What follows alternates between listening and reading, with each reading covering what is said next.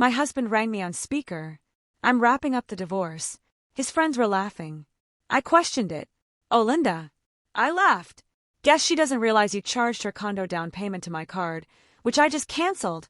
Can you imagine your husband calling you on video from a noisy, chaotic bar, looking absolutely thrilled? Not to say he loves you, but to gleefully announce he's leaving you for your best friend, and he's taking half of everything you've ever built? That was my reality just a few weeks ago. And trust me, the shocked look on his face later was worth every single moment of pain that I was sitting in my office at Brenda's Reno and Design, staring at a blueprint that just didn't feel right. The structural lines were solid, sure, but the flow was completely off. And honestly, it was a lot like my life lately. Solid on the outside, but completely disjointed on the inside. The afternoon sun was cutting through the blinds, casting long, sharp shadows across my mahogany desk. It was quiet, the kind of deep, earned quiet you get after 30 years of grinding in the construction and design business. Then my phone buzzed. It shattered the peace. It was a video call request from Gary, my husband. My stomach did that familiar flip it had been doing for months. He never video called. Gary was a man of texts and grunts, especially since he stopped working in real estate 2 years ago. I tapped the green button, bracing myself, expecting to see his face, maybe asking where his gray suit jacket was, or demanding to know why the fridge wasn't stocked with his favorite craft beer. Instead, I was greeted by a chaotic blur of neon lights and the deafening roar of a sports bar. The camera wasn't even facing him directly. It was propped up against a pitcher of beer, angled upwards. I could see his chin, flushed red, and the ceiling fan spinning lazily above, but I could hear him perfectly. She picked up. She actually picked up. Gary's voice was loud, slurred, and laced with a kind of arrogant glee that made my skin crawl. Hey, Brenda, you there? There. I got the guys here. And Linda, my best friend of 20 years. My heart hammered against my ribs. I'm here, Gary, I said, my voice steady, betraying none of the earthquake happening inside me. I didn't yell. I didn't ask where he was. I just watched. The camera shifted. I saw the faces of his old drinking buddies, Mike, Steve, guys who hadn't held a steady job since the Bush administration. And then, leaning into the frame with a glassy giggle, was Linda. She waved, her fingers fluttering like she was greeting a fan, not the woman whose husband she was currently draped over.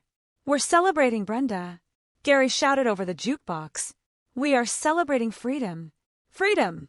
I asked, leaning back into my leather chair. A strange, cold calm settled over me, a protective layer of ice.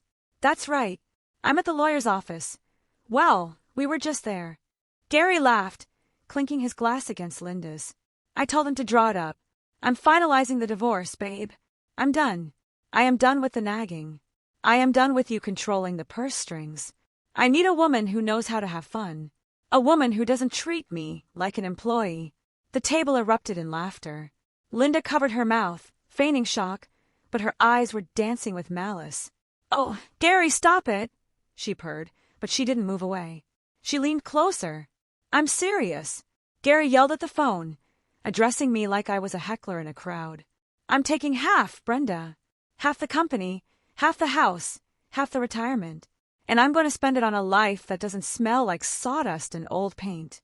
So, consider this your notice. You're fired from being my wife. The laughter grew louder. It was an ugly sound. A sound that stripped away 25 years of marriage. Of me paying his debts. Of me holding his hand when his mother died. Of me building a life so he could stand on top of it and spit down on me. He thought I would cry. He thought I would beg. He thought he was watching a woman crumble. But he didn't know who he was dealing with. He didn't know that while he was drinking cheap beer and playing big shot, I had been busy. He didn't know about the forensic accountant I'd hired 3 weeks ago. He didn't know about the notifications currently lighting up my email. I took a slow breath. The blueprint on my desk suddenly made perfect sense. I knew exactly where the wall needed to come down. Gary, I said.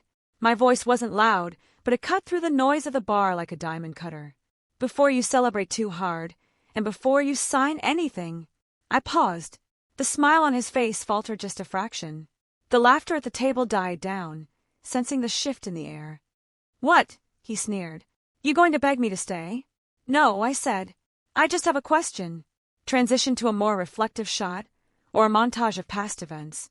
To understand why I didn't shed a single tear during that call, you have to understand the slow, agonizing death of my marriage. It didn't happen overnight. It happened in moments. Small cuts that eventually bled me dry. It started about 6 months ago. It was a Tuesday morning. The kitchen was filled with the smell of brewing coffee and the damp chill of a Chicago autumn. I was at the island, reviewing a contract for a kitchen remodel. Gary shuffled in around 10 a.m., scratching his stomach, wearing sweatpants that had seen better days. "Morning," I said, trying to keep my tone light. "Coffee's ready." He grunted, pouring himself a mug without looking at me. "Out of creamer," he muttered. "I put it on the list," I replied. Then I decided to try again. I reached into my bag and pulled out a small, cream-colored envelope. Inside were tickets to a jazz show downtown for Friday night. We used to love jazz. "Hey," I said, "I was thinking, Friday is our 25th anniversary. I got us tickets to the Blue Note, dinner at that Italian place you liked beforehand. Just us. No phones, no talk about the business." Gary stopped stirring his coffee. He looked at the envelope in my hand like it was a subpoena. He walked over to the stainless steel refrigerator where our family calendar hung, color-coded for my work, bills, social events. He picked up a thick red permanent marker, uncapped it with his teeth. Then, with a squeak that set my teeth on edge, he drew a massive, aggressive X through Friday. "Don't plan anything cute," he said, not even turning around. "I'm busy."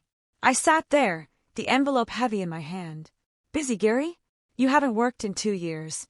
Busy with what?" He spun around, his eyes cold. "Stuff. Brenda, I have stuff. I need space. I need to find myself. You're always planning, always organizing. It's suffocating." No eye contact, no smile, just the scratch of the marker and the thud of the fridge door.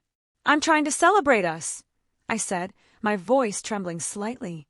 25 years, Gary." 25 years of what?" he shot back. "Of you working. Of you being the big boss. You think because you bring in the paycheck, you own my time?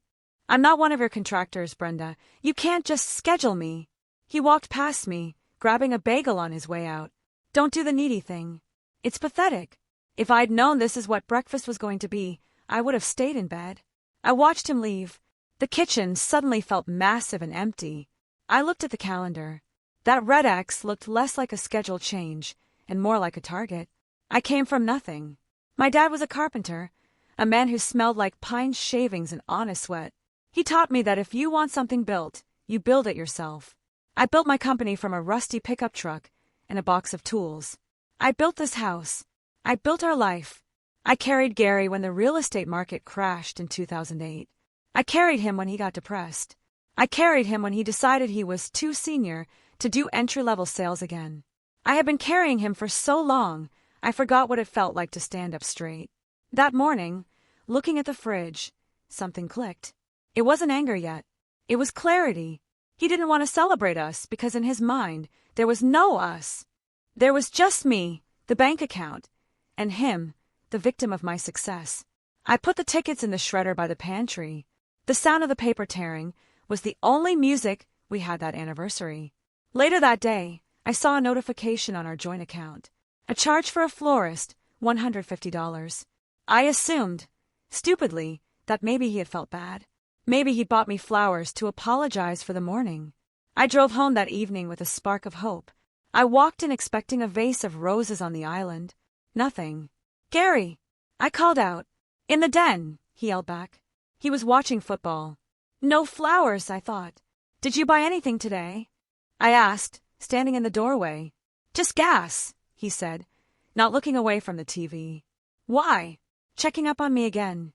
"God, you're obsessed with money." I went upstairs to our bedroom. Empty of flowers. I checked the guest room. Nothing. The charge was real. The flowers were real. They just weren't for me. That was the first crack in the foundation. But like any good builder knows, by the time you see the crack, the structural damage is already done. A week after the anniversary disaster, I decided to try a different approach. Maybe the pressure of a date night was too much. Men can be weird about expectations, or so I told myself. I decided to cook. Gary loved my pot roast. Slow-cooked for 8 hours with carrots, potatoes, and a red wine reduction. It was comfort food. It was safe. I left the office early, which I never do. I stopped at the butcher, picked up a prime cut, and spent the afternoon in the kitchen. I wanted the house to smell like home when he walked in. I wanted to remind him that I wasn't just the boss. I was his wife. I set the table. Candles, but not too romantic, just nice. I opened a bottle of Cabernet he liked. 6 o'clock came and went. 7. The roast was ready, sitting in the warm oven. 8. I texted him. Dinner's ready. Everything okay? No reply. At 8:45, the garage door finally rumbled open.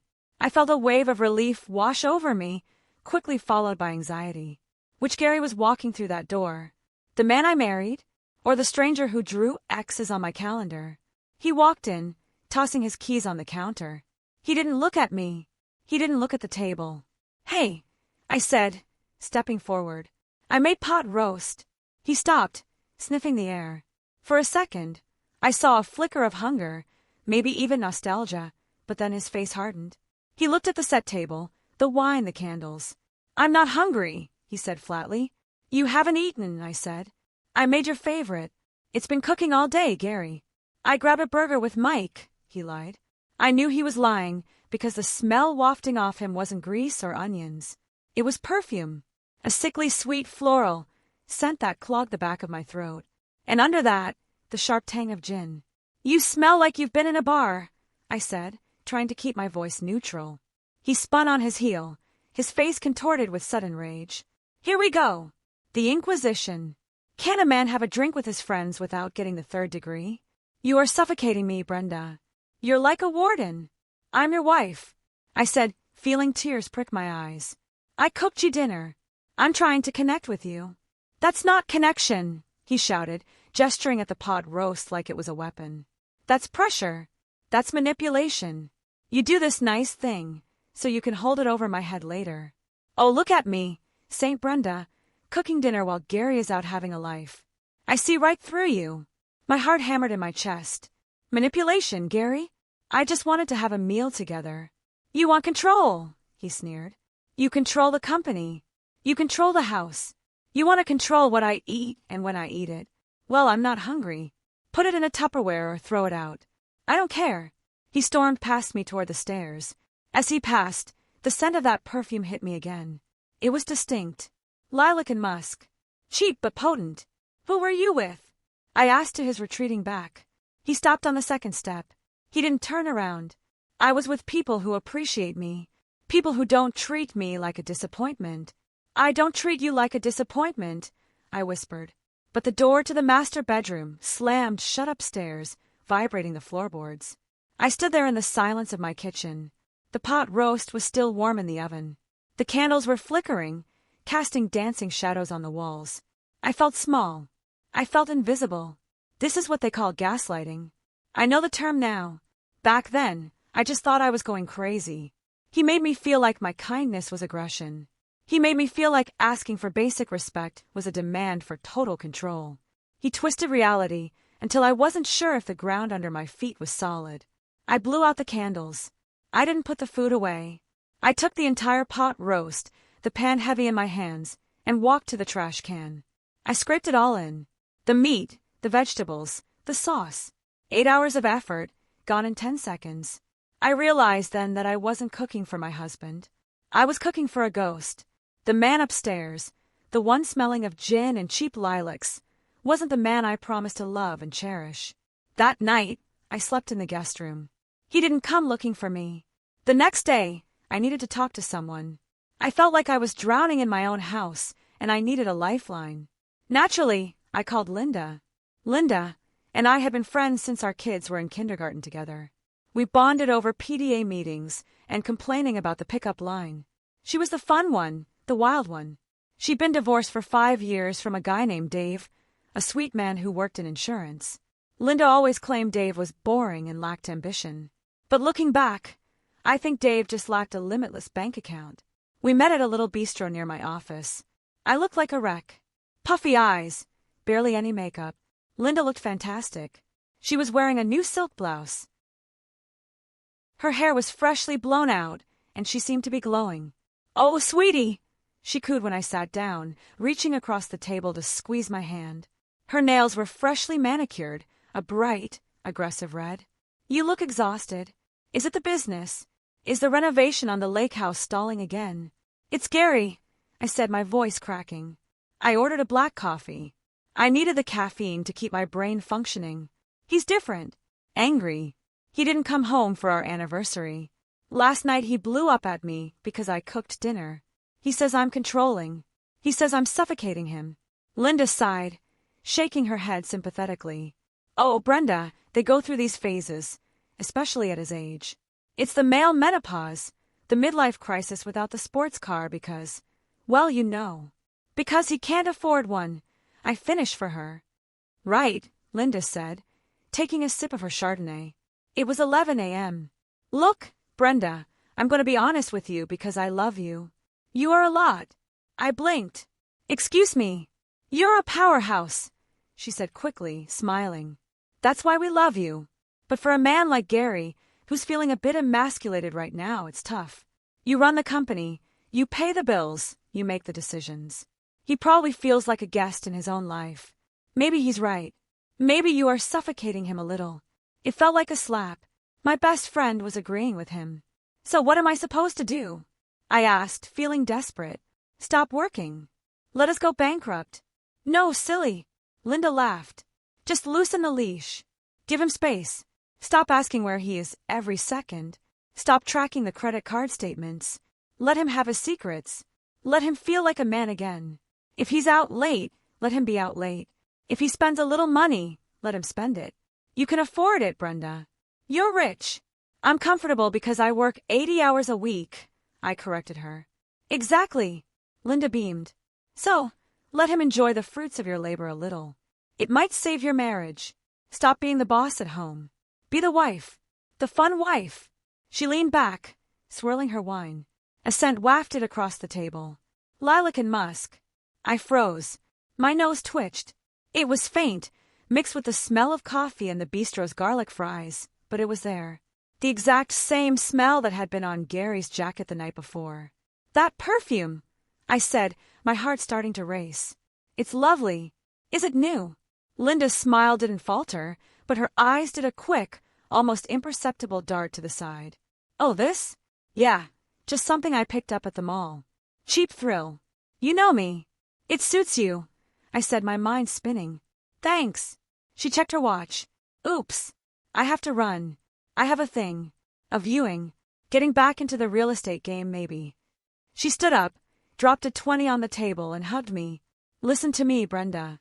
Back off. Let Gary breathe. Stop checking the accounts. Trust me on this." I watched her walk away. She had a bounce in her step. Stop checking the accounts. That was her advice. The woman who claimed to be my best friend told me to turn a blind eye to my husband's spending in his absence.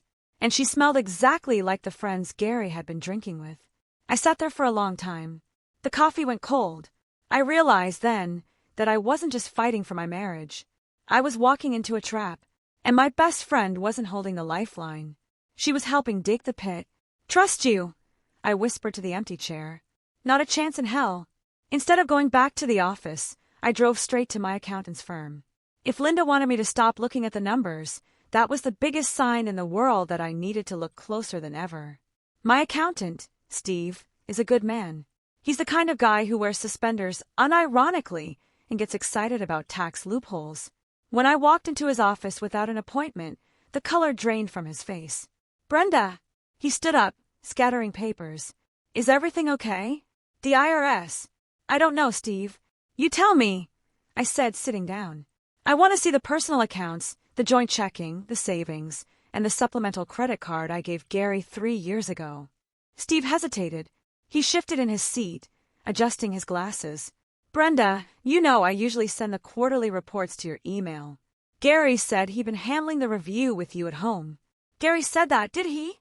My voice was calm, but my blood was boiling. "Gary lied. Pull it up now." Steve typed rapidly. He turned the monitor toward me. It was a bloodbath. I'm a businesswoman. I know how to read a balance sheet. I know what cash flow looks like. What I was looking at wasn't cash flow. It was a hemorrhage. Start explaining, I said, pointing at a string of withdrawals. Well, Steve said, sweating. These are cash withdrawals. ATM limits were maxed out almost every day for the last 2 months. 500 here, 300 there. It adds up to about $12,000 in cash. $12,000 in cash. Gary didn't have a drug problem. He didn't gamble. Where was the cash going? And the credit card? I asked. Steve clicked another tab. This is where it gets heavier. We have charges for the steakhouse on Main, 4 times last month. Average bill, $300. I knew that steakhouse. It was the most expensive place in town.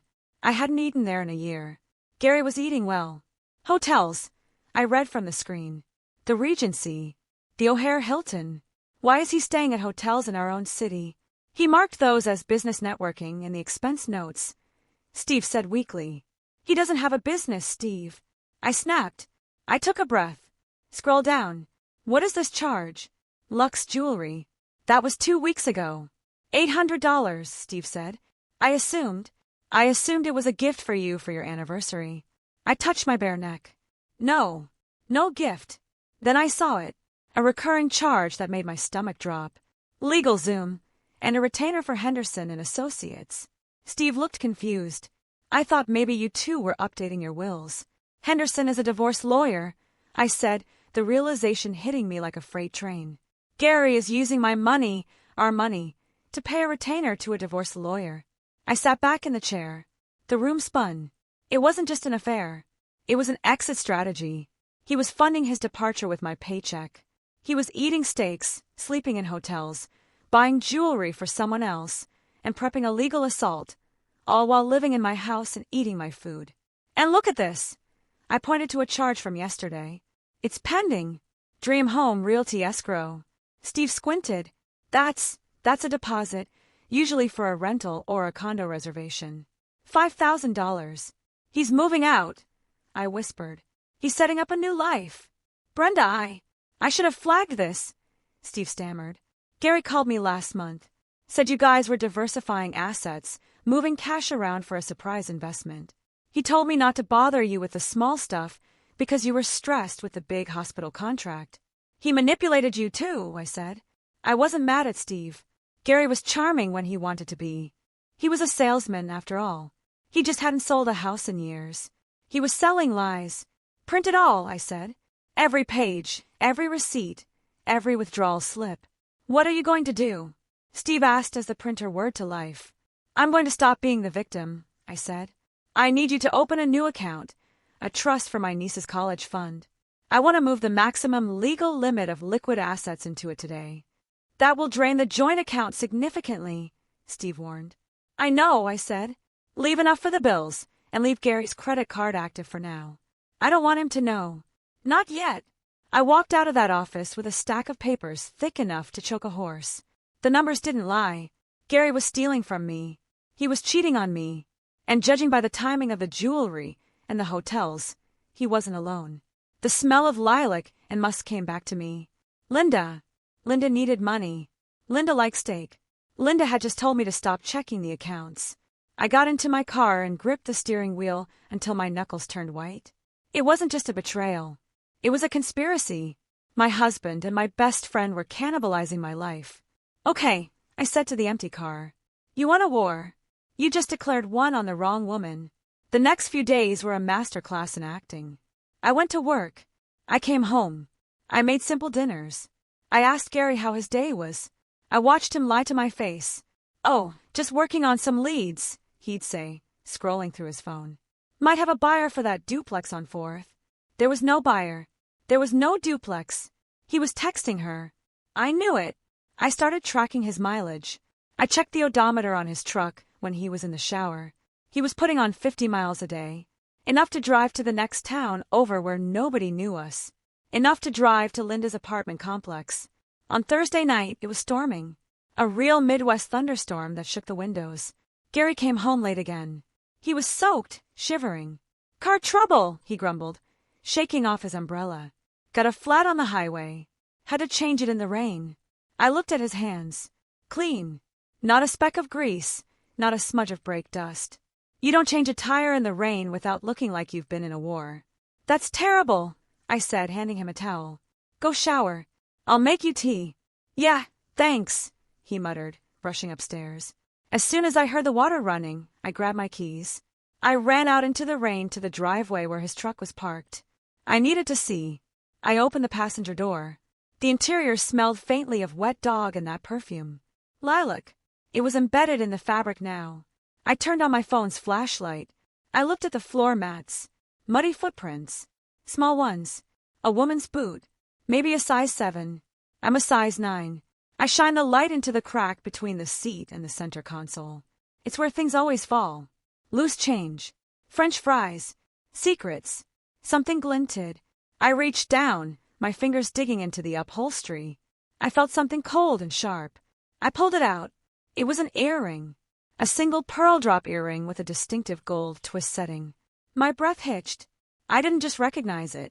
I had bought it last year for Linda's 49th birthday. I had gone to a custom jeweler. I wanted to get her something special. To my sister from another mister, the card had read. I remembered Linda putting them on, squealing with delight, hugging me. I'll never take them off, she had promised. Well, one of them was off now. In my husband's truck. I sat there in the passenger seat, the rain drumming on the roof like gunfire. The earring felt heavy in my palm. It was the final nail in the coffin. There was no more maybe. There was no more coincidence. Gary wasn't just cheating. He was cheating with the one person I confided in. The one person who knew all my secrets, all my insecurities. They were probably laughing about me right now, discussing how controlling I was while spending my money and wearing my gifts. I gripped the earring tight enough to hurt. I could have marched upstairs right then. I could have thrown the earring in his face. I could have screamed until the windows shattered. But I remember the lawyer's retainer on the bank statement. I remember the advice I'd read online about high-conflict divorce. If I confronted him now, he'd deny it. He'd hide the assets. He'd warn Linda. They would circle the wagons. No. I needed to be smarter. I needed to be colder. I put the earring in my pocket. I wiped the mud from the floor mat with a tissue from my pocket, covering my tracks. I closed the truck door gently. I walked back into the house, dripping wet. Gary was coming down the stairs, dried off, wearing a fresh t-shirt. What were you doing outside? He asked, suspicious. Checking the gutters. I lied smoothly. Thought they were overflowing. You're obsessed with house maintenance, he rolled his eyes. Where's my tea? Coming right up, I said. I went to the kitchen and made his tea. I watched him drink it. I watched him text on his phone, a small smile playing on his lips. Enjoy it, Gary, I thought. Enjoy the tea. Enjoy the secret texts. Enjoy the illusion that you're the one in control, because I just found the murder weapon, and I'm about to bury you with it. That night, I didn't sleep. I lay awake planning. I needed professional help. I couldn't do this alone. I needed a shark. The next morning, I didn't go to the office. I drove to the city, to a building that looked like it was made of gray stone and intimidation. This was the office of Arthur Henderson. Yes, the same Henderson Gary had paid a retainer to. But here's the thing about Gary. He's lazy. He paid the retainer online to lock in the lawyer, but he hadn't actually signed the conflict of interest paperwork yet. He hadn't established privilege. I checked with the firm first thing in the morning. Gary was just a name in their billing system, not a client of record yet. So I walked in. I need to see Mr. Henderson, I told the receptionist. I'm Brenda, the one whose credit card paid a retainer fee. 10 minutes later, I was sitting across from Arthur Henderson. He was an older man, silver hair, eyes like a hawk. He looked at the bank statement I slid across his desk. Your husband paid us with your joint funds, Henderson said, his voice grave. But he hasn't come in for a consultation. Correct, I said, which means you don't represent him yet. But I want to hire you. And since I'm the one who actually paid and I'm here. Henderson smiled. It was a shark smile. I like your style, Brenda. Technically, until engagement letters are signed, he's just a prospective inquiry. If you sign with me now, I'm conflicted out of representing him. Where do I sign? I asked. We spent the next hour strategizing. Henderson listened to everything. The cash withdrawals, the hidden credit card charges, the earring. This is dissipation of marital assets, Henderson explained. In Illinois, if a spouse spends marital funds on an affair or for purposes unrelated to the marriage, While the marriage is undergoing an irremediable breakdown, they have to pay it back. We can deduct every steak dinner, every hotel room, and every dollar spent on his girlfriend from his share of the final settlement. I want him out of the house, I said. But he won't leave. You need cause, Henderson said. Is he violent? He's verbally abusive. He breaks things. He screams. He gaslights me. Record it, Henderson said. Illinois is a two-party consent state for audio, so be careful. But video in common areas of your own home for security purposes, that's different. Install cameras. Get footage of his outbursts. If he threatens you, we file for an emergency order of protection. That gets him kicked out immediately by the sheriff. Done, I said. Also, Henderson leaned in. You need a PI. You know about the affair, but you need proof. Irrefutable proof, not just an earring. He slid a business card across the desk. Hank Miller, Private Investigations. Hank is expensive, Henderson warned. But he gets the shot. I left the lawyer's office and called Hank immediately. We met at a diner off the interstate. Hank looked exactly like a TV detective. Worn leather jacket, tired eyes, drinking black coffee. Husband? Hank asked before I even sat down. Husband and best friend, I corrected. Hank raised an eyebrow. Ouch. That's the doubleheader. Give me the details. I gave him everything. Gary's license plate. Linda's address. The times Gary usually disappeared. I need to know what they are planning, I said. It's not just sex. They're spending money. Big money. I'll put a tracker on his car, Hank said. Legal. As long as your name is on the title. It is, I said. I paid for the truck. Then we're good. Give me 3 days. I'll get you a portfolio. Driving home, I felt a strange sensation. For the first time in months, I wasn't afraid. I wasn't confused. I had a team. I had a lawyer who knew the law better than Gary knew beer brands. I had a detective who could find a needle in a haystack. And I had something Gary didn't have, the element of surprise. I stopped at an electronics store on the way home. I bought 3 nanny cams disguised as USB chargers and smoke detectors. I got home before Gary. I set up the cameras in the kitchen, the living room, and the hallway. I synced them to a hidden app on my phone. When Gary walked in that night, kicking off his shoes and yelling about the house being too hot, I watched him on my phone screen from the laundry room. Smile, Gary, I thought.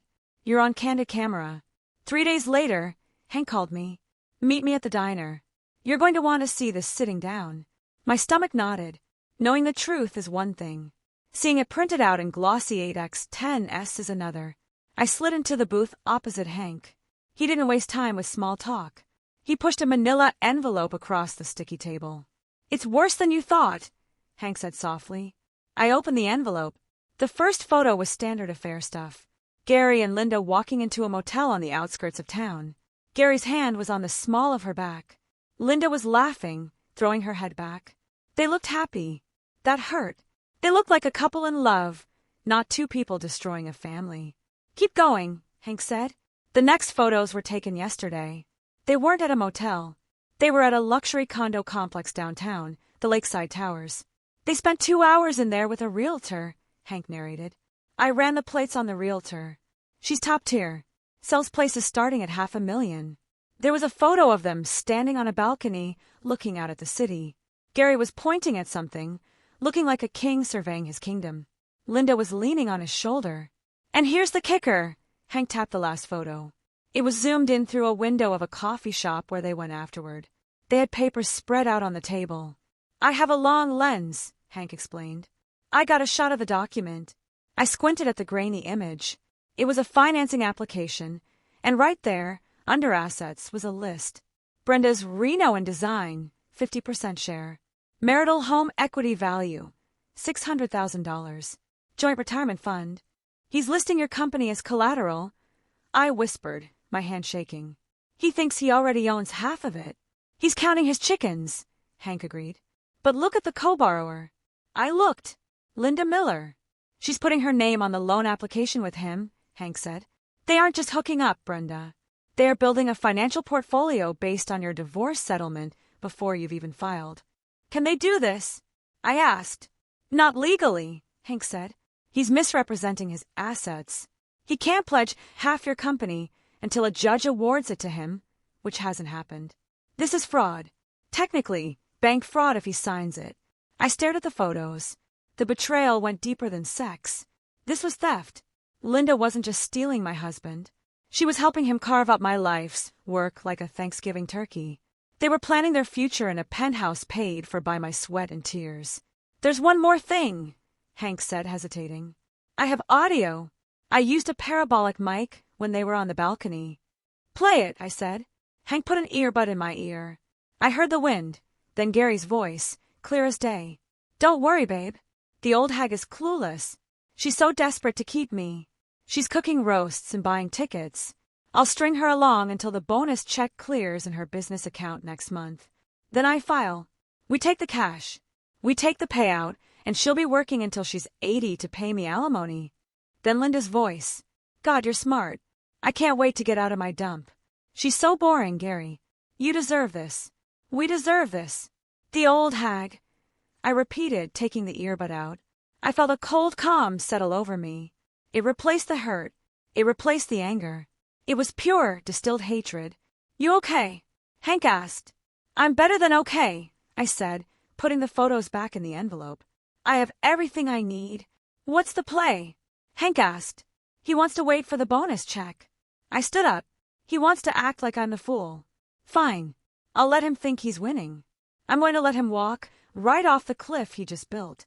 I paid Hank in cash. I drove home with the envelope on the passenger seat. I looked at the road, but all I could see was Gary's face in that photo. Looking at the condo, he thought he was buying with my money. You want a performance, Gary? I thought. I'll give you the performance of a lifetime. I walked into the house. Gary was on the couch. Hey, he grunted. Hey, honey, I said, forcing a smile that didn't reach my eyes. I was thinking, maybe you're right. I have been too controlling with the money. Maybe we should talk about giving you more access for your investments. Gary sat up, his eyes lighting up with greed. Really? Really? Really? I lied. The words tasted like ash in my mouth, but I forced a smile. I've been so focused on the business, on building our retirement, that I forgot to let you lead. I know you have big ideas, Gary. I know you have vision. His chest puffed out. It was pathetic how easy he was to manipulate. You just had to feed his ego. Well, I've been saying that for years, Brenda. I have a lot of potential deals in the pipeline. Real estate is bouncing back. Exactly, I said. And you need capital to make those deals. You can't be asking me for permission every time you need to take a client to dinner or put down a deposit. I reached into my bag and pulled out a sleek black envelope. I spoke to the bank. I authorized a secondary card on my primary business line of credit. It has a $50,000 limit. It's for investment opportunities. I handed it to him. Gary looked at the card like it was the Holy Grail. His hands actually shook slightly. He wasn't seeing a credit card. He was seeing the condo deposit. He was seeing weekends away with Linda.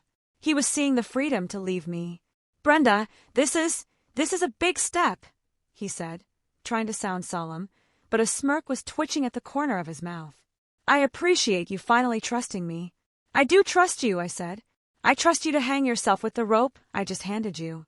But Gary, there's one catch. It's a new account, so the fraud protection is high. If you make a big purchase, like over a few thousand, just give me a heads up, so I can clear it with the bank app. Otherwise, it might decline. Sure. He waved his hand dismissively. I'm not going crazy. Just business expenses, right?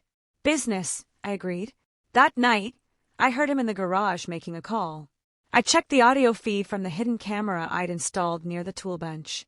Babe, you won't believe it, Gary whispered. The old cow just handed me a $50K credit line. She literally gave me the money to leave her. We can put the deposit down on the lakeside tower next week. He paused. Yeah, I know. She's clueless. It's almost too easy. I watched him on my phone screen, pacing in the garage, high on his own arrogance. He thought he had played me. He thought he was the predator. Little did he know that credit card was the bait, and he had just swallowed the hook. I maintained the charade for another 10 days. I cooked his favorite meals. I stopped asking where he was going at night. When he came home smelling of lilac perfume, I didn't flinch. I just asked if he closed the deal. Almost, he'd say with a wink. Almost closed. Every time he smiled at me with that secret, smug look, I added another mental zero to the settlement I was going to extract from him. It was exhausting. Pretending to be a doormat when you're actually the door slammer takes a toll. But I had my sessions with Henderson, my lawyer, to keep me sane. We were building a fortress of evidence.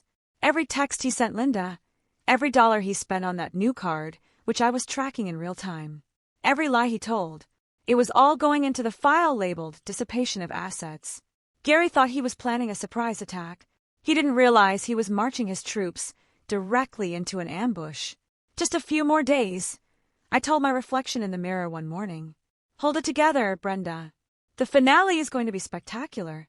While Gary was busy fantasy shopping for furniture for his love nest with Linda, I was executing a financial maneuver that would have made Wall Street proud. The key to a high-asset divorce isn't just about who gets the house. It's about liquidity. Cash is king. And right now, Gary had access to our joint checking account, which held about $80,000, our emergency fund and operating cash. If he filed for divorce first, a judge would freeze those assets. Or worse, Gary would drain the account before filing, claiming it was for marital debts or living expenses, and I'd have to fight for years to get it back. I wasn't going to let that happen. I met with Steve, my accountant, and Henderson early on a Monday morning. The trust, I said. Is it ready? The Brenda Miller Family Trust is established, Henderson nodded. It's an irrevocable trust, set up for the benefit of your niece's education and future welfare. Perfectly legal estate planning. You are the trustee. Good, I said. Transfer $75,000 from the joint checking account into the trust today. Steve looked nervous. Brenda, that leaves the joint account with $5,000. Gary is going to notice. That's the point, I said. I want the money out of his reach. If he asks, I'll tell him I moved it to a high-yield bond for tax purposes. He doesn't understand taxes. He'll believe it. And the credit card you gave him? Henderson asked.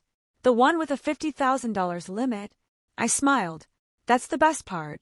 It's a sub-account on my business line. I have administrative privileges. I can lower the limit or suspend the card instantly from my phone. So, you gave him a card that works until you decide it doesn't, Henderson chuckled. Brutal. Necessary, I corrected. He's planning to use that card to put the down payment on the condo. The closing is scheduled for this Friday. I saw the calendar invite on his iPad. Friday, Henderson mused. That's 3 days away. Exactly. I need you to have the emergency order of protection ready to file on Friday morning, I said. I have the video footage of his outburst last week, the one where he threw the vase and threatened to burn the house down if I didn't stop asking questions. Is it enough? Henderson reviewed the file again. With the audio of him plotting to defraud you and the video of the violent threat in Cook County? Yes, it's enough for an ex parte order. That means we go to the judge without Gary being there. The judge grants it based on the immediate threat. The sheriff serves him, and he has 10 minutes to grab his toothbrush and leave the premises. Perfect, I said. I left the office and checked my banking app. The transfer was complete.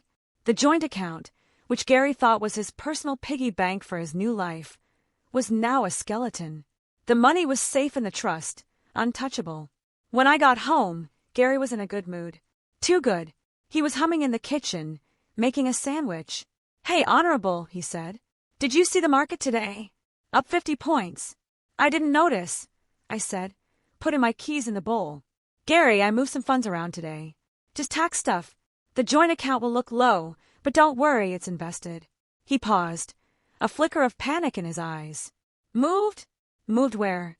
How much? Most of it, I said casually, opening the fridge. Steve said we needed to offset the capital gains from the business. It's locked up for 6 months. But you have that credit card I gave you, right? So we're fine for daily expenses. Relief washed over his face. He actually let out a breath. Oh, okay. Yeah, the credit card. That's fine. Smart move, babe. Investing is smart. He didn't care about the cash because he thought he had the magic plastic. He thought the credit card was his golden ticket. He didn't realize I had just severed his main artery and handed him a tourniquet that I could tighten at will. By the way, he said, taking a bite of his sandwich, the guys are having a thing on Friday afternoon at the bar, celebrating Mike's birthday. I might be late. Friday, I repeated. Sure. Have fun. I knew it wasn't Mike's birthday. Friday was the closing date for the condo. Friday was the day he planned to sign the papers, swipe my card for the deposit, and then serve me with divorce papers over the weekend. I will, he grinned. It's going to be a big day. Yes, I agreed, looking at the knife block on the counter. It certainly is. He had no idea that while he was planning a celebration, I was planning an eviction. 2 days before the end, we had one last public performance. Our neighbors, the Johnsons, host an annual summer kickoff barbecue. It's a neighborhood institution. Burgers, cheap beer, kids running through sprinklers, and gossip flying faster than the mosquitoes. Usually Gary would skip it, claiming he had work. But this year he insisted we go. We should make an appearance, he said, adjusting his polo shirt in the mirror. Look like the happy couple. Keep up appearances, right? He wanted witnesses. He wanted people to see us acting normal, so that when he blindsided me, he could tell everyone. I don't know what happened. She just snapped. We walked over around 2 p.m. The party was in full swing, and standing by the cooler, holding a white wine spritzer, was Linda. Of course, she was there. She lived 3 streets over, but she was always at our block parties. She was wearing a sundress that was a little too short and a little too tight for a family barbecue. Brenda! Gary! She waved, her voice shrill. We walked over. Gary immediately grabbed a beer and stood a little too close to her. Hey, Linda, I said, putting on my sunglasses to hide the disgust in my eyes. Great turnout, Gary said, looking around. He spoke loudly, projecting his voice. Man, it's good to relax. Brenda here has been working me to the bone, haven't you, honey? He draped a heavy arm around my shoulder. It felt like a yoke. We all work hard, Gary, I said stiffly. Oh, come on, he laughed, jostling me. She's a slave driver. You know, Linda, I keep telling her she needs to retire. Look at her. She's stressed. The wrinkles are getting deeper by the day. The small group of neighbors around us went quiet. It was an awkward, mean-spirited joke. Linda giggled. Oh, stop it, Gary. Brenda looks distinguished. Besides, at our age, we can't all look 25.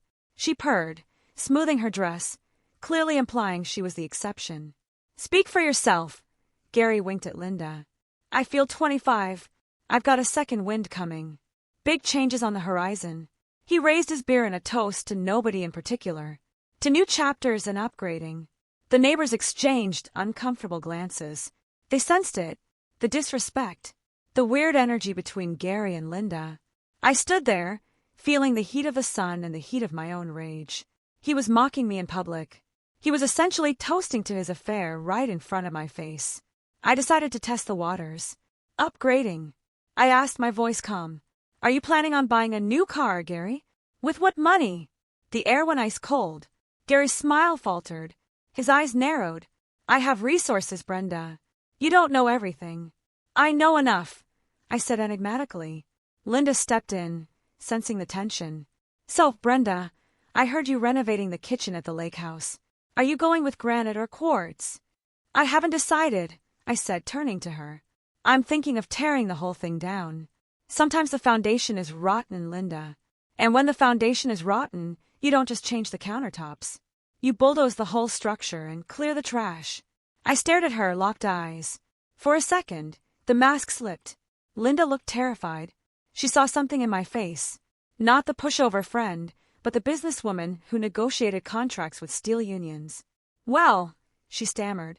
That sounds drastic. It's necessary, I said. Excuse me, I need a fresh drink. This one tastes sour. I walked away, leaving them standing there.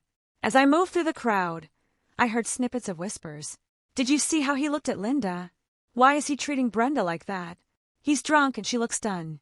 I went to the bathroom inside the Johnsons' house to splash water on my face. I looked at myself in the mirror. Gary was right about one thing. I looked tired, but it wasn't the tiredness of age. It was the exhaustion of carrying a dead weight. 2 days, I whispered to my reflection. Just 2 more days. When I came back out, Gary and Linda were in a corner, whispering intensely. Gary looked agitated. Linda looked like she was trying to calm him down. They looked like conspirators whose plan had hit a snag. Good. Let them sweat. We walked home in silence. Gary passed out on the couch at 6 p.m. I went into his home office, a room he rarely used for actual work, and checked his iPad. It was unlocked. I opened his email. There was a confirmation from the realtor. Friday, 2 p.m. Lakeside Towers closing. Bring the deposit check or credit card authorization for $45,000. I also saw an email draft to Henderson's law firm. Subject: divorce filing. Body: I want to serve her on Monday. Make sure the papers are ready. I want full custody of the dog just to spite her. He wanted the dog. My golden retriever, Buster. The dog I walked every morning. The dog Gary kicked out of the room because he shed. That was it. He could take the money. He could take the pride. But threatening to take my dog just to hurt me? That was a declaration of nuclear war. I deleted the draft so he wouldn't know I saw it. Then I went upstairs, packed a small bag for Buster, and put it in my car trunk. Don't worry, boy, I whispered, scratching Buster's ears. Daddy is going on a long trip, and he's not coming back. Friday morning arrived with a sky the color of a bruise. It was humid, the air thick and heavy, threatening a storm that wouldn't break. I woke up at 5 a.m. I didn't sleep. I lay in bed listening to Gary snore, memorizing the sound so I could savor the silence later. I got dressed in my best suit, my closing deal armor. Navy blue, sharp lines, killer heels. Gary woke up around 8. He was jittery. He put on cologne.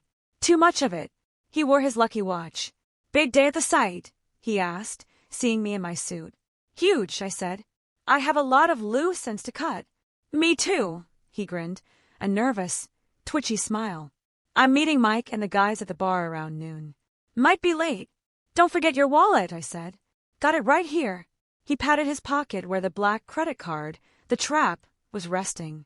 See you later, Brenda. He didn't kiss me goodbye. He just grabbed his keys and walked out. He whistled as he walked to the truck. He thought he was walking toward freedom. As soon as his taillights disappeared around the corner, I pulled out my phone. Execute! I texted Henderson.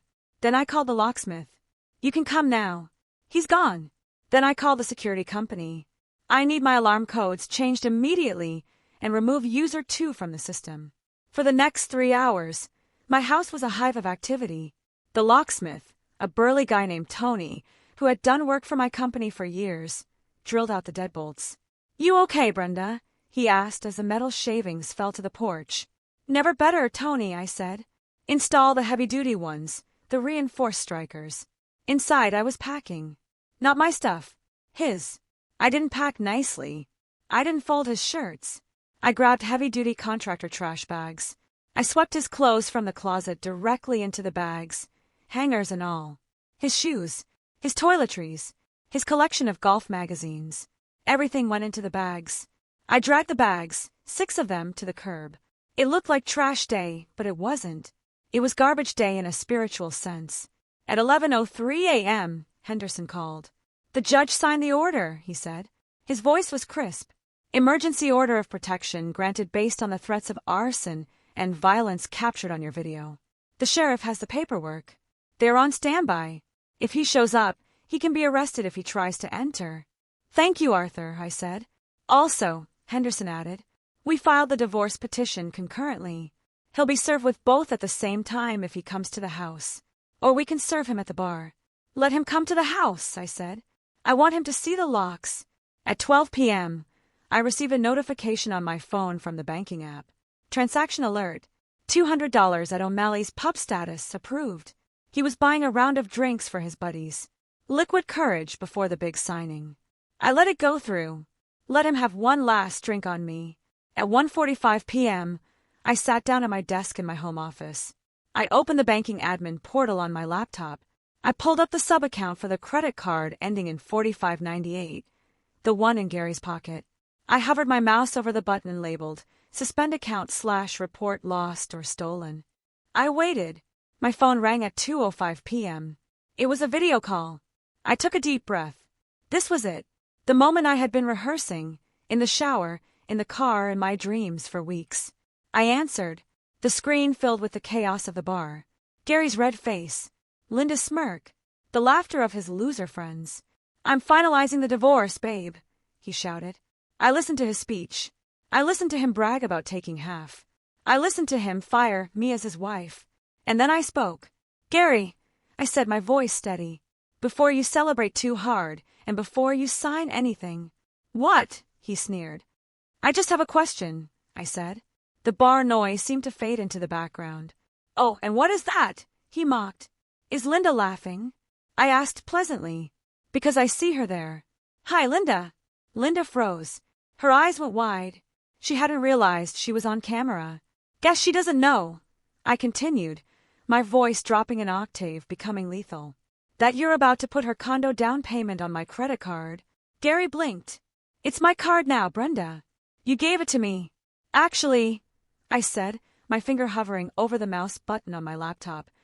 I gave you a card linked to my business, and since I'm the administrator, I clicked the mouse. Click. On my screen, a confirmation box popped up. Card suspended. Reported stolen. I just canceled it, I said. Reported it stolen, actually. So, if you try to swipe it for $45,000 in about 10 minutes, well, that's a felony, Gary. Credit card fraud. The color drained from Gary's face so fast he looked like a corpse. You can't, he stammered. I just did, I smiled. Oh, and Gary, don't bother coming home. The locks are changed. The police have an order of protection against you. Your clothes are on the curb. If you step foot on my driveway, you're going to jail. I leaned into the camera. Happy anniversary, darling. The silence on the other end of a line was deafening. It was the kind of silence that happens after a bomb goes off, before the screaming starts. For a solid 5 seconds, Gary just stared at the phone screen. His mouth hung open, a piece of half-chewed pretzel visible on his tongue. The arrogance, the swagger, the big man energy. It evaporated instantly, replaced by sheer, unadulterated panic. Linda was the first to react. She grabbed Gary's arm. What did she say? What does she mean the card is canceled? Her voice was shrill, cutting through the background noise of the bar.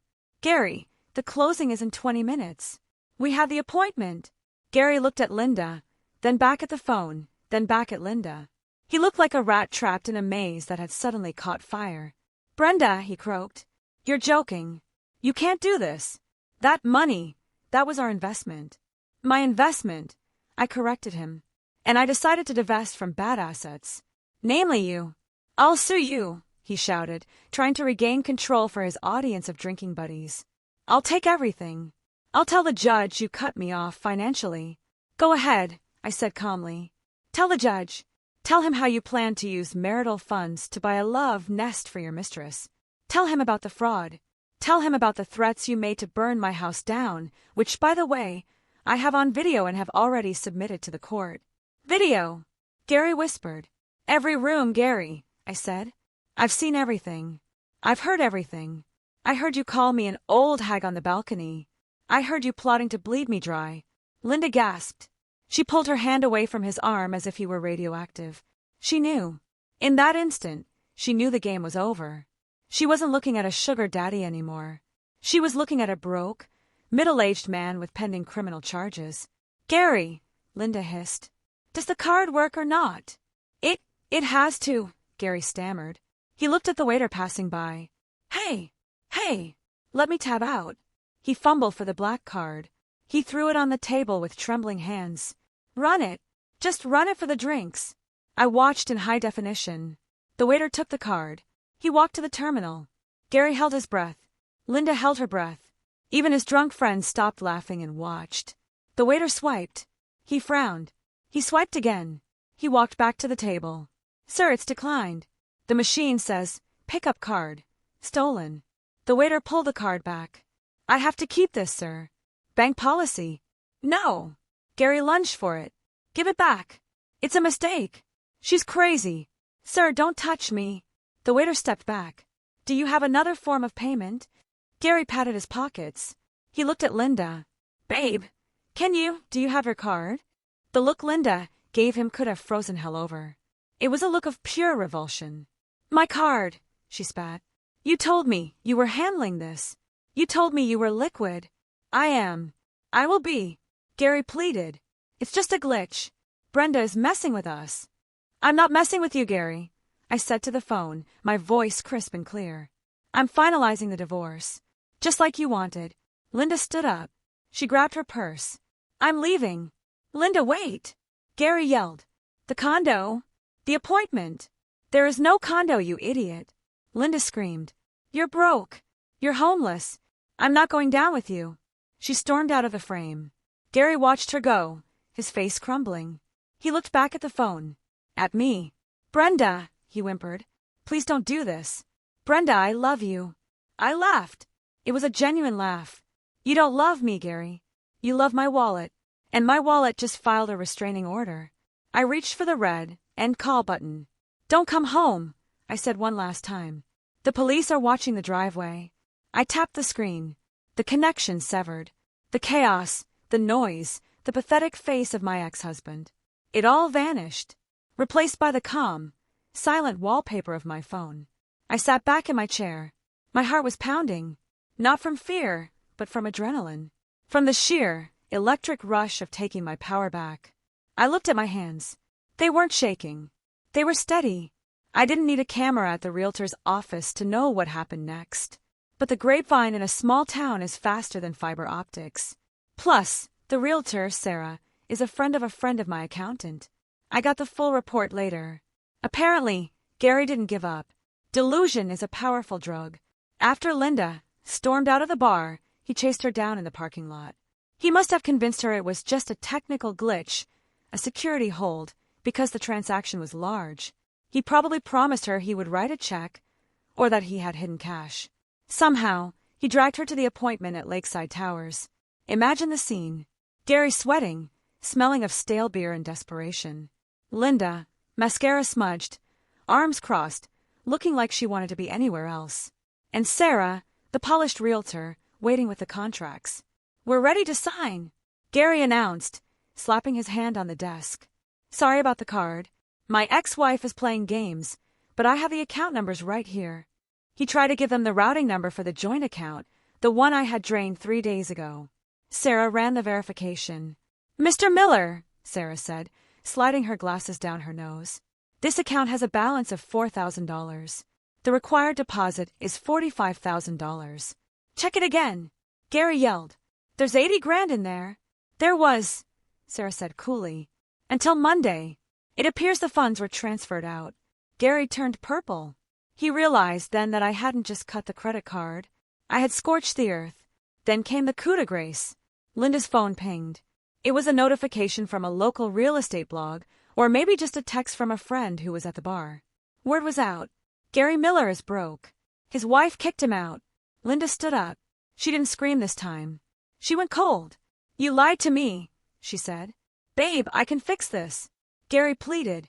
You can't fix anything, she said. You're a loser, Gary. You're a loser when I met you. And you're a loser now. I'm not losing my reputation for a man who can't even buy me a drink, let alone a condo. She walked out of the office. She got into her car and drove off, leaving him standing there with nothing but a declined bank transfer and a severe hangover. Back at my house, the sun was setting. The air was cooling down, but the tension was rising. I knew he was coming. He had nowhere else to go. I stood by the front window, behind the curtain. My phone buzzed. It was the security system alert. Motion detected. Driveway. A taxi pulled up. Gary didn't even have his truck. He must have been too drunk to drive. Or maybe Linda took the keys in spite. He stumbled out of the cab. He looked at the house. His house. My house. He saw the bags. 6 black, heavy-duty trash bags lined up neatly on the curb like soldiers. He stared at them. He kicked one. A golf shoe fell out. He looked at the front door. He marched up the steps. His face twisted in rage. He jammed his key into the lock. It didn't turn. He jiggled it. He pushed. He slammed his shoulder against the wood. The new, reinforced deadbolt didn't budge. Brenda, he screamed. Open the damn door. I live here. I didn't answer. I just watched. He picked up a porch chair and raised it, looking like he was going to smash the window. That's when I pressed the button on my phone. Call 911. 911, what is your emergency? My estranged husband is attempting to break into my home, I said clearly. I have an active emergency order of protection against him. He is violent and currently smashing furniture on my porch. Officers are already on the way, ma'am, the dispatcher said. We receive calls from your neighbors. I looked across the street. The Johnsons were on their porch. Mrs. Higgins next door was peering through her blinds. The whole neighborhood was watching the king of the castle have a meltdown on his front lawn. Gary threw the chair. It bounced off the brickwork. He fell to his knees, sobbing. It wasn't a sad sob. It was the angry, entitled cry of a toddler who had been told no for the first time in his life. Blue lights flashed at the end of the street. I took a sip of my tea. Earl Grey, hot, just the way I like it. 2 squad cars pulled up. 4 deputies stepped out. This wasn't a courtesy call. This was an enforcement action. Gary was still on the porch, banging on the door with his fist. Let me in. It's my house. You can't steal my house. Sir, a deputy shouted, hand resting on his holster. Step away from the door now. Gary spun around, looking wild. She changed the locks. That's illegal. I live here. Sir, are you Gary Miller? Yes. I'm the victim here. Mr. Miller, the deputy walked up the driveway, holding a piece of paper. We have an order of protection signed by Judge Walters this morning. You are to vacate these premises immediately and stay 500 feet away from Brenda Miller. That's a lie. Gary screamed. He pointed at the window where I was standing. He couldn't see me, but he knew I was there. She's manipulating you. She's crazy. Sir, turn around and put your hands behind your back, the deputy said, his patience gone. For what? For disorderly conduct, attempted breaking and entering, in violation of a court order. You're under arrest. I watched as they cuffed him. The metal clicked. It was the most satisfying sound I had ever heard. Better than any "I love you" he had ever faked. They walked him down the driveway. He was stumbling, shouting obscenities. He passed the trash bags on the curb. My stuff, he yelled. She threw out my Armani suits. We'll have an officer collect your essential items later, the deputy said, shoving him into the back of the cruiser. As the car pulled away, I stepped out onto the porch. The evening air was cool. The neighborhood was silent again. The Johnsons across the street raised a hand in a tentative wave. I waved back. I wasn't embarrassed. I was liberated. I walked down the steps to the curb. I checked the bags to make sure they hadn't split. I wanted him to have his clothes. I wanted him to have exactly what belonged to him, and nothing more. My phone rang. It was Henderson. Did it happen? He asked. He's in the back of a squad car, I said. Good, Henderson said. That's an immense violation. He won't be getting back into that house anytime soon. I'll arrange for his lawyer, if he gets one, to pick up his belongings from a storage unit. Don't keep them on the curb. It looks messy for the court. I'll have them moved to storage tomorrow, I said. Brenda, Henderson paused. You did good. Most people fold. I folded for 25 years, Arthur, I said. I'm done folding. That night, the house felt huge, but it didn't feel empty. It felt clean. For the first time in years, the air didn't smell of his stale beer or his resentment. It smelled of lemon polish and possibility. I slept in the middle of the king-sized bed. Buster, my dog, hopped up and curled at my feet. Gary hated the dog on the bed. Your bed now, buddy, I whispered. The next morning, the fallout began. Gary called from the county jail. I didn't answer. He left a voicemail. Brenda, please. I messed up. I'm sorry. Bail me out. I don't have anyone. Linda won't pick up. Mom is in Florida. Please, babe. I love you. I listened to it once, then I saved it. Not to listen to again, but as evidence. Evidence of a cycle. Abuse, discard, regret, hoovering. It's a textbook pattern. And I had closed the book. I called the storage company. I need a small unit, prepaid for 1 month. After that, if the owner doesn't pay, you can auction it. I hired 2 neighborhood kids to haul the bags to the storage unit. I texted the code to Gary's phone. Your belongings are at You Store It, Unit 4B. Code 1234. Rent is paid for 30 days. Good luck! Then I blocked his number. The legal battle that followed was less of a fight and more of a systematic dismantling. Gary tried to hire a lawyer, a flashy guy from billboards who promised father's rights. But lawyers need retainers. And Gary had no money. His credit cards were maxed out or canceled. He had no access to the joint funds. Linda had abandoned him. He ended up with a court-appointed mediator for the initial hearings. We met in a conference room 3 weeks later.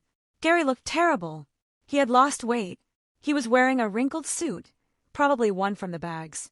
He wouldn't look me in the eye. Henderson laid it all out on the table. The dissipation of assets claim was our hammer. Your Honor, Henderson told the mediator. Mr. Miller spent approximately $40,000 of marital funds on his paramour, Miss Linda Davis, over the last 6 months. We have receipts for hotels, jewelry, dining, and travel. Illinois law requires this amount to be reimbursed to the marital estate before any division of assets. The mediator looked at the stack of receipts. He looked at Gary. Is this true, Mr. Miller? Gary stammered. We were separated. In my mind, the marriage was over. The marriage is over when the judge says it's over, the mediator snapped. Until then, that money belonged to the community. You owe the estate $40,000. Then came the business valuation. Gary wanted half of Brenda's Reno and design. I helped build that company, Gary argued. I gave her advice. I supported her. Mr. Miller, Henderson interrupted. We have tax returns showing you have made zero financial contribution to the company. We have sworn affidavits from employees stating you have never worked a day there. And we have audio recordings of you plotting to bleed the company dry. That constitutes an intent to harm the business. No judge will award you shares in a company you actively tried to destroy. Gary slumped in his chair. He was watching his lottery ticket turn into a parking ticket. In the end, the settlement was brutal for him. I kept the house. I kept 100% of my company. I kept my retirement and the trust. Gary got his truck, which I paid off so I wouldn't be liable for the loan, his clothes, and a small cash payout of $20,000, which was his share of the home equity minus the $40,000 he wasted on Linda and the legal fees he caused. $20,000. That was what he walked away with after 25 years. That wouldn't even cover a year of rent in a decent apartment. This isn't fair. Gary cried when he saw the final numbers. Fair. I looked up from the papers. Fair would be paying me back for the emotional damage you caused. Fair would be giving me back the 20 years of my youth I wasted supporting a man who resented me for my success. This isn't fair, Gary. This is mercy. Sign the papers. He signed. His hand shook. As we walked out of the courthouse, Gary tried to approach me one last time. Brenda, he said, what am I supposed to do? Where am I supposed to go? You're a man of vision, Gary, I said, quoting his own words back to him. I'm sure you have big ideas in the pipeline. I put on my sunglasses and walked to my car. I didn't look back. You might be wondering what happened to the lovebirds. Karma, as it turns out, is not just a concept. It's a boomerang. And when you throw it hard enough, it comes back fast. Linda didn't just lose Gary. She lost her social standing. In the suburbs, reputation is currency. When the story got out, and I made sure the correct version got out, that Linda had tried to defraud a friend and ended up with a broke, homeless lover, the doors closed. She was kicked out of the book club. She wasn't invited to the summer gala. Even the realtors who usually gossip with her started gossiping about her. She became radioactive. She tried to text me about 2 months after the divorce. Brenda, I miss you. I miss us. He manipulated me, too. I was a victim just like you. Can we grab coffee? I didn't block her immediately. I sent one reply. A photo. It was a picture of the trash bags on the curb. This is where trash belongs, Linda. Don't contact me again. Then I blocked her. I heard later she moved to a smaller town in Wisconsin to live with her sister. Good riddance. As for Gary, he burned through his $20,000 settlement in 3 months. He tried to start a consulting business that failed immediately because he has no skills. He couldn't pay rent on his apartment. He ended up exactly where he deserved to be, his mother's basement. His mother, a woman who always told me I wasn't domestic enough for her son, was now stuck supporting a 55-year-old man who played video games and complained about the world. I saw him once about 6 months later. I was at the grocery store. He was in the checkout line ahead of me. He looked older. He was wearing a stained t-shirt. He was buying a frozen pizza and a 6-pack of cheap beer. He was arguing with the cashier about a coupon that had expired. I could have said hello. I could have rubbed it in. But I didn't. I just pushed my cart to a different lane. He wasn't worth the breath. He was a stranger. A lesson I had learned in the past. It's been a year since the divorce was finalized. My house looks different now. I tore down the wall in the kitchen, the renovation I was looking at the day he called me. It's open, airy, and full of light. I painted the bedroom a soft sage green. I bought new sheets. I bought a new car. My company had its best year yet. Without the stress of Gary dragging me down at home, my creativity exploded. We just landed a contract to redesign the city library. But the biggest change is inside me. I used to think that being alone meant being lonely. I was terrified of the empty chair at the dinner table. Now I love that chair. That chair represents peace. It represents a life where no one is lying to me, no one is stealing from me, and no one is making me feel small. I joined a hiking club. I started taking pottery classes on Thursday nights. My hands are covered in clay, not receipts. Last week, I met a man at the hiking club. His name is Robert. He's a retired architect. He asked me out for coffee. I'm not looking for a nurse or a banker, he told me, smiling. I'm just looking for good conversation. We split the bill. It was the most romantic thing that's happened to me in decades. I don't know where it will go, and I don't care, because for the first time in my life, I am all by myself. I'm sitting in my garden now, writing this. Buster is chasing a butterfly near the hydrangeas. The sun is setting, casting a golden glow over the house I built, the life I reclaimed. Ladies, if you are listening to this, and you feel that knot in your stomach, if you feel like you're walking on eggshells, if you feel like you're paying for the privilege of being disrespected, trust your gut. Check the numbers. And don't be afraid to change the locks. You are the architect of your own life. Don't let anyone else hold the pen. Thank you for listening to my story. I really want to know, have you ever had to reclaim your power from someone who tried to steal it? What was your moment of enough is enough? Let me know in the comments below. Stay strong, and remember, the best revenge is a life well lived.